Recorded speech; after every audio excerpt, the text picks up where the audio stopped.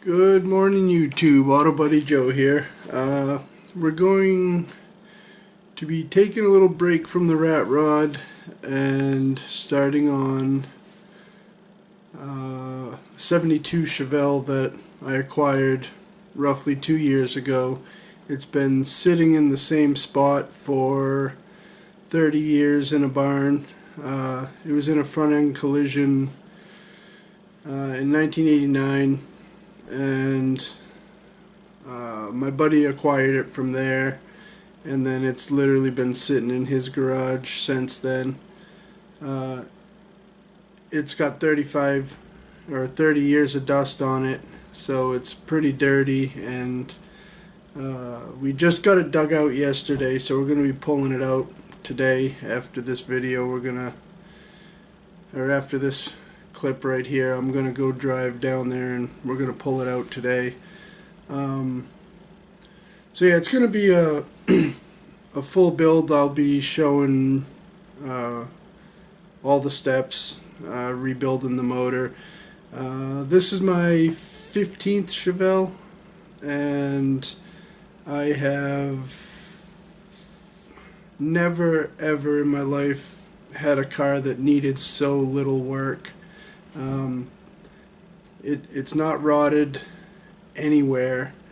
The frame is destroyed, but we have another section of frame, so we're going to put it on the frame table. That'll be our first step. First real video on the car will be taking the frame off and getting it on the frame table. Got a 454. 454 with a Muncie 4-speed is what we're going to be putting in it. Again, back to the body though, it's all original sheet metal. It doesn't need any work whatsoever on the body. There's a few dents and stuff like that. I also have a 4-door Chevelle that has a beautiful nose on it, so the nose off of the 4-door will be the one I use on that. So it's only a Malibu Chevelle, but it's going to be an all original GM sheet metal car. I won't be replacing any of the metal on the car. I do have to find a passenger door because somebody did hack it up. They literally welded the door handle onto the door skin. I don't know, I've never seen nothing like it before, but takes all kinds, I guess.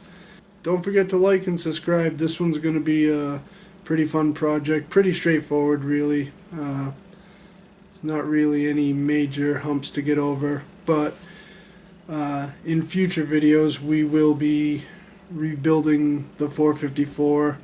Gonna tear that apart and send it out to the machine shop, and then we'll buy, I know it needs a new crank or to get the crank turned, but by the time I send it out and I get it back, it's just worth buying a new crank instead, paying for shipping and everything.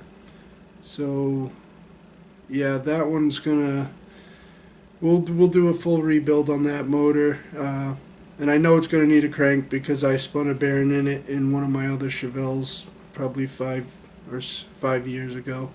So but we're going to reuse that motor in this one. So yeah, stay tuned.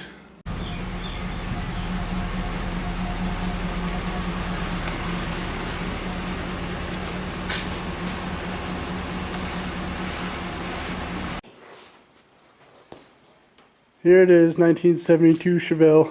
Been sitting right in that hole for 30 years. Pulling it out today.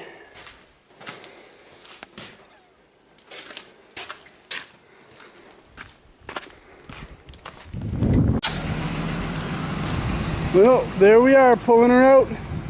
Just going on the other side of the garage where we'll pull off the frame.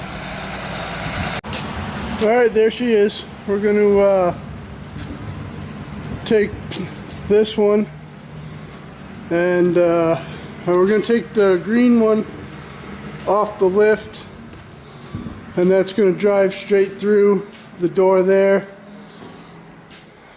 which this green one's going over to the other shop for finish off the bodywork and paint it here in a week or two.